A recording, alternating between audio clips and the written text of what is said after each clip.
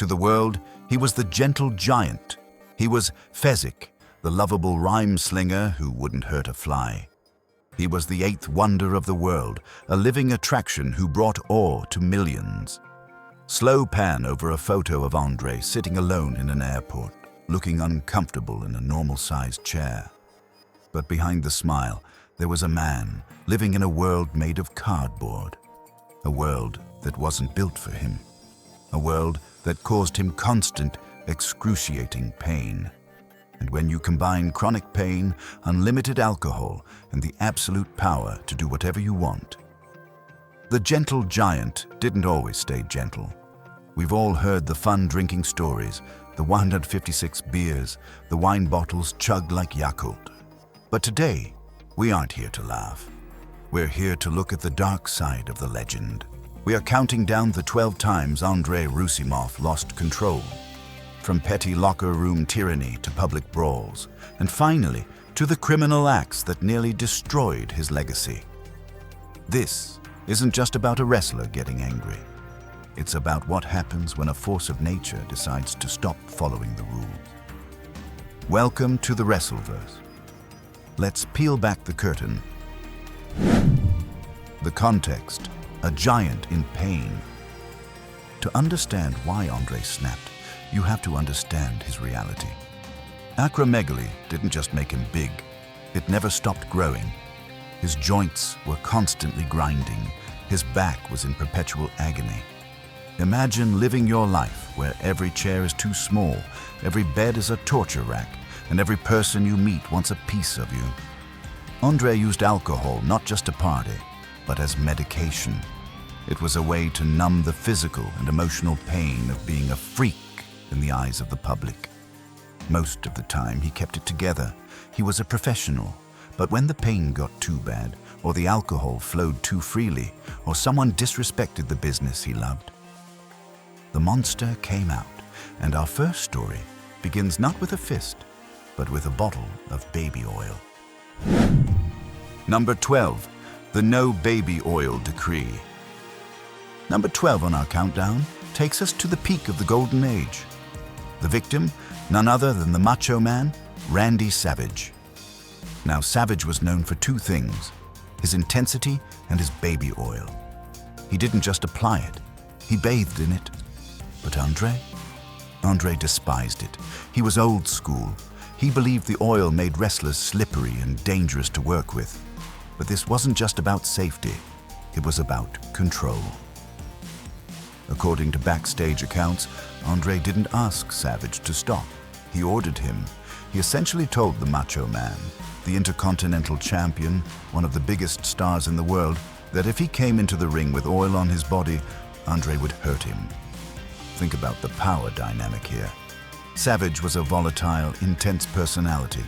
He didn't take orders from anyone. But when the boss spoke, Savage listened.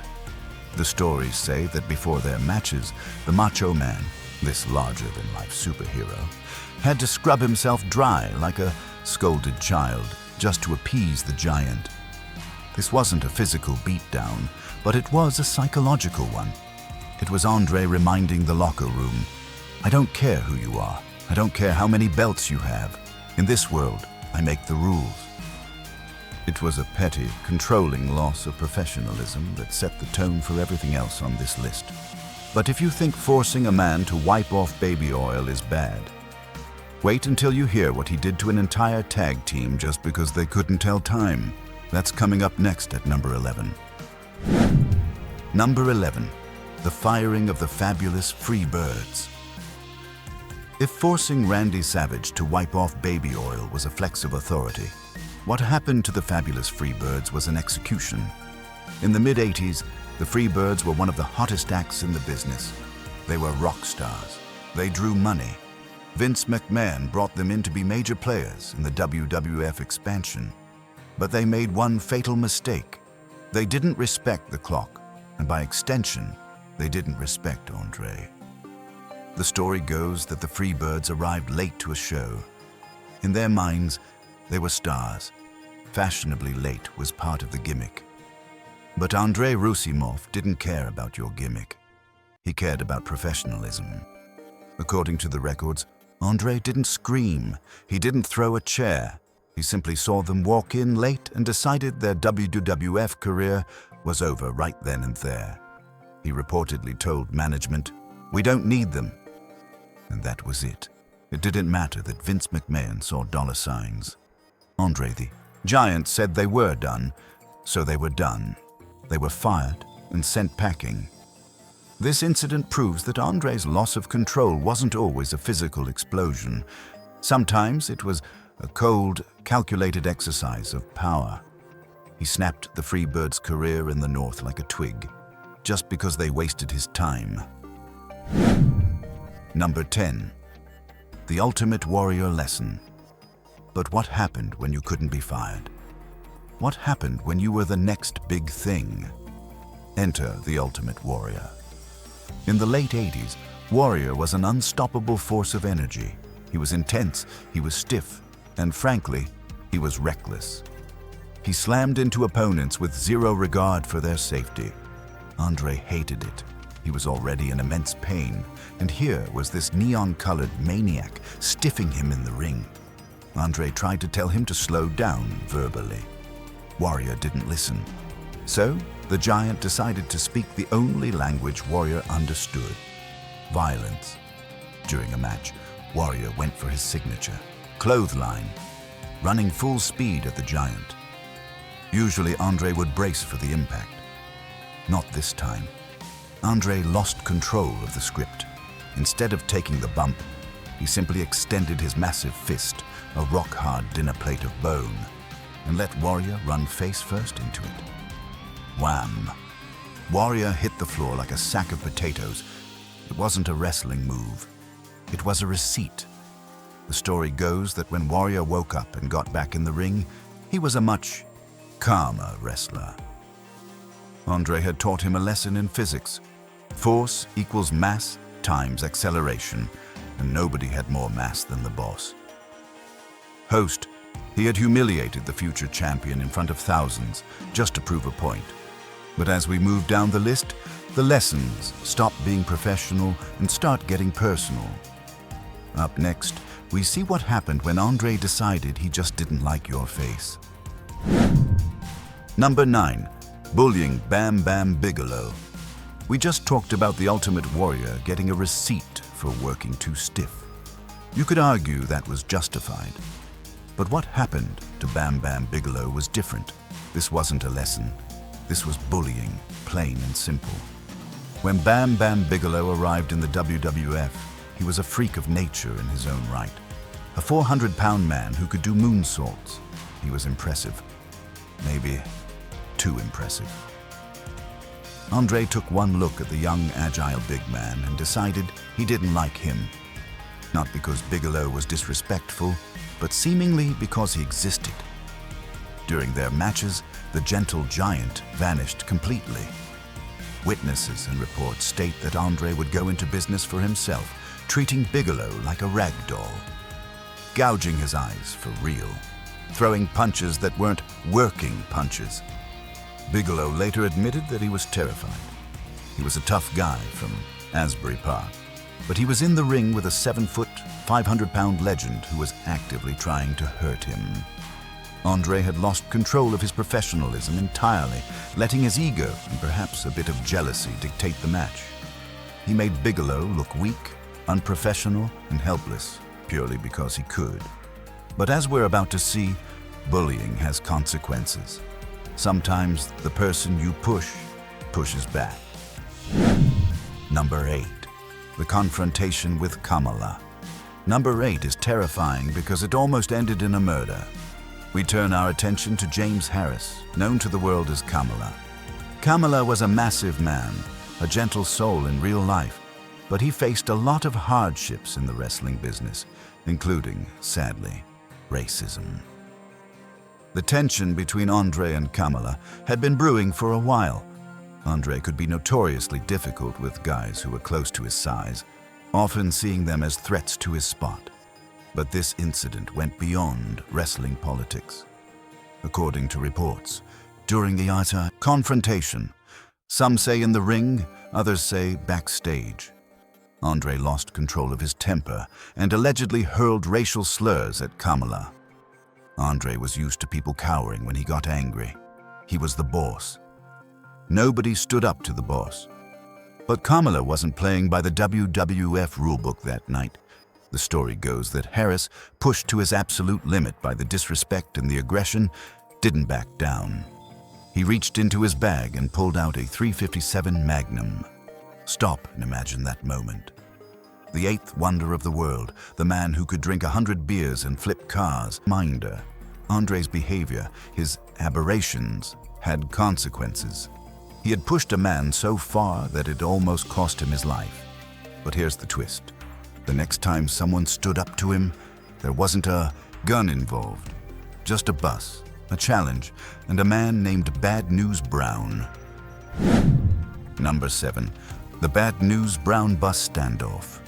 If the Kamala incident was scary because of a weapon, the Bad News Brown incident is fascinating because it was pure psychological warfare. Bad News Brown wasn't just a wrestler. He was an Olympic judo bronze medalist.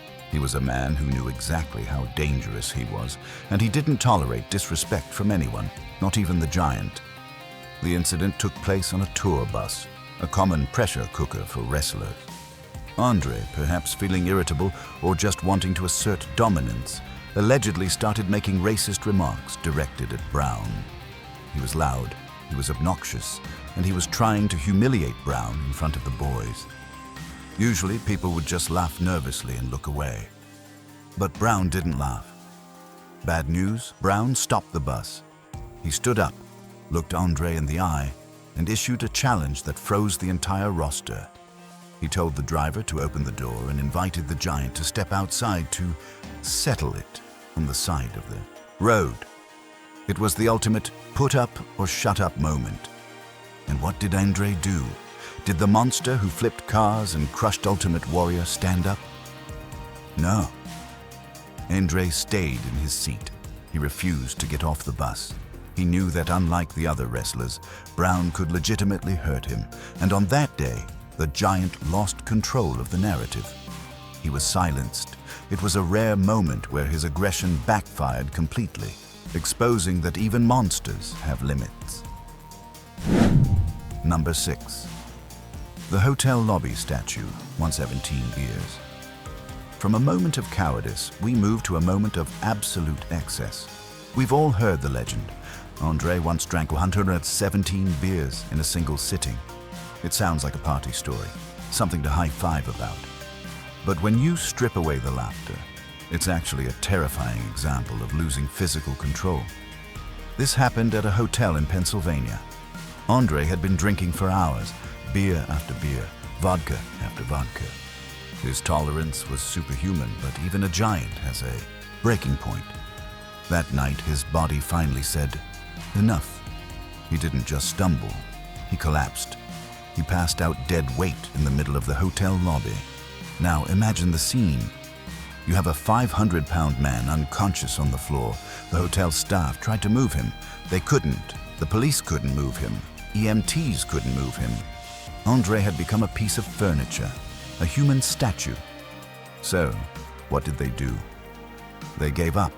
They literally took a velvet cover from a grand piano and draped it over him, leaving him there until morning. Think about the indignity of that. The most famous athlete in the world, reduced to a lump on a carpet, hidden under a tarp because he had completely lost the ability to control his own body. It wasn't a party anymore. It was a tragedy. But while passing out is one thing, what happens when the alcohol doesn't put you to sleep? What happens when it wakes up the beast inside? Coming up next, we enter the top 5. The chaos moves from the hotel lobby to the streets of New York, and things start getting expensive. Number 5. The drunken incident in New York City. We've seen André bully wrestlers, and we've seen him pass out in quiet hotel lobbies. But what happened when the Giant got loose in the busiest city in the world? Number 5 takes us to the concrete jungle, New York City. The Big Apple was André's playground, but it was also the scene of one of his messiest public unravelings. According to documented reports, there was a night in NYC where the gentle giant facade completely crumbled under the weight of alcohol. This wasn't just a few drinks, this was a rampage of intoxication. The report details a drunken incident where André, completely inebriated, became a public hazard. When a 7'4", 500-pound man stumbles on a crowded sidewalk, it's not a slip, it's a natural disaster. Pedestrians scattered, traffic stopped. The incident escalated to the point where law enforcement had to get involved. But ask yourself, how does a standard police patrol handle André the Giant? They don't. This incident underscored a terrifying reality. In a civilized society, there are no guardrails strong enough to contain a giant who has lost control of his faculties. He didn't mean to hurt anyone, but his sheer size turned a night out into a public safety crisis. But at least in New York, he was just stumbling. At number 4, he stopped stumbling and started lifting. Number 4, flipping cars. Alcohol often makes people think they're stronger than they are. For André, alcohol just removed the mental block that stopped him from using the strength he actually had. Number 4 is the legendary yet dangerous habit of messing with automobiles. There are numerous accounts of André using vehicles as toys when he was bored or intoxicated. One famous story involves André and his friends leaving a bar. As a prank, or perhaps in a drunken stupor, André decided to move a car, but he didn't hotwire it. He simply grabbed it and moved it. It sounds funny until you hear the details. In one instance, André reportedly lifted and moved a car while people were still inside it. Imagine you are sitting in your vehicle and suddenly the horizon shifts. The car leaves the ground. You look out the window and see a pair of hands the size of turkeys gripping your bumper. This is a profound loss of control because it shows a complete disconnect from the consequences of his strength. To André, shifting a 2,000-pound car was like us moving a bar stool.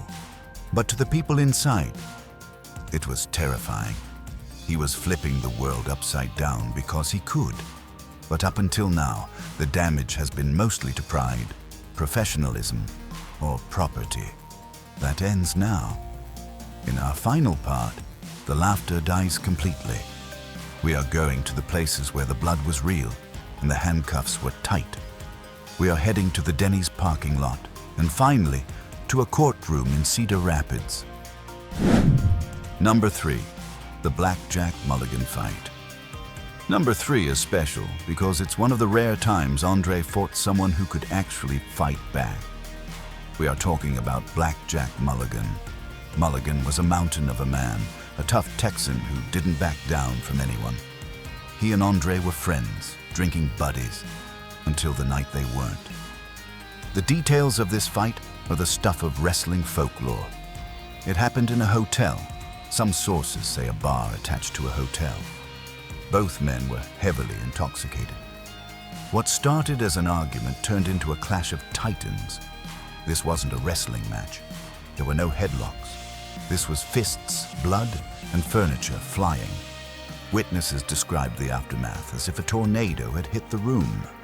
We are talking about 2 men totaling nearly 1,000 pounds of rage, trying to destroy each other in a confined space. André lost control of his friendship and his temper. The room was decimated. This incident is crucial because it shows the physical danger André posed when he saw red. Against a normal human, one punch is fatal. Against Blackjack Mulligan, it was a war. But at least that fight happened behind closed doors, between tough guys who knew the risks. Number 2 did not. Number 2, the beach drowning incident. If throwing a man through a wall is number 3, number 2 is the night André the Giant allegedly tried to drown 2 men. This story also involves Blackjack Mulligan and his partner, Dick Murdoch. It started with a sucker punch. Mulligan reportedly punched André when he wasn't looking. That was a mistake. An enraged André didn't just fight back. He grabbed both Mulligan and Murdoch. Witnesses describe a terrifying scene where André dragged both wrestlers into the ocean. He held their heads under the water, threatening to drown them right there on the beach. Ric Flair, who was present, said he was scared as hell watching it unfold. This wasn't a rib. This wasn't a game. This was a giant of a man, fueled by rage and adrenaline, holding the lives of two men in his massive hands. He eventually let them go, but it remains one of the darkest examples of what happened when the gentle giant truly snapped. Number 1. The Cedar Rapids cameraman arrest, 1989. We have arrived at number 1. This isn't a bar fight with a tough guy. This isn't a locker room dispute. This is the moment where André the Giant was handcuffed, arrested, and charged with a crime. The place was Cedar Rapids, Iowa. The date was August 23, 1989. By 1989, André was physically deteriorating. His patience was gone. A local television cameraman was assigned to get footage of the giant. He was just doing his job. But André didn't want to be filmed. He didn't want to be stared at, and that's when he snapped. According to police reports and retrospectives, André allegedly attacked the cameraman. He grabbed the camera, smashed it, and physically assaulted the man holding it. This wasn't wrestling. This was a 500-pound man attacking a local news employee. The most chilling part? Witnesses and reports suggest that during the altercation, André was heard shouting, "I kill him." Whether it was a figure of speech or a drunken threat, it terrified everyone present. The police were called. And for one of the first times in his life, André couldn't just walk away. He was arrested and charged with assault and criminal mischief. He had to appear in court. The eighth wonder of the world was reduced to a defendant in the county courthouse. He eventually paid a fine and settled, but the damage was done. The myth of the gentle giant was officially dead in the eyes of the law. It was the ultimate loss of control. Control over his temper, his actions, and his own legacy. He giant's burden. When we look back at these 12 incidents, from the baby oil bullying to the Cedar Rapids arrest, it's easy to judge. It's easy to see a bully. But if we want to tell the truth on the WrestleVerse, we have to look deeper. André Roussimoff lived a life that none of us can imagine. He was a prisoner in a body that wouldn't stop growing. He was in constant, agonizing pain every single day. He couldn't hide. He couldn't blend in.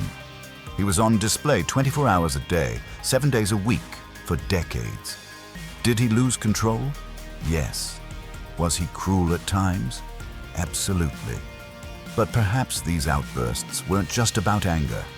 Maybe they were the desperate screams of a man who just wanted the world to stop staring at him for 5 minutes. He was the giant. He gave us memories that will last forever. But the cost of those memories was his own peace of mind. And sometimes, the giant just couldn't carry the weight anymore. If you enjoyed this deep dive into the Golden Age, make sure to hit that subscribe button. We are building the ultimate community for wrestling history, and we want you in our corner. Let us know in the comments.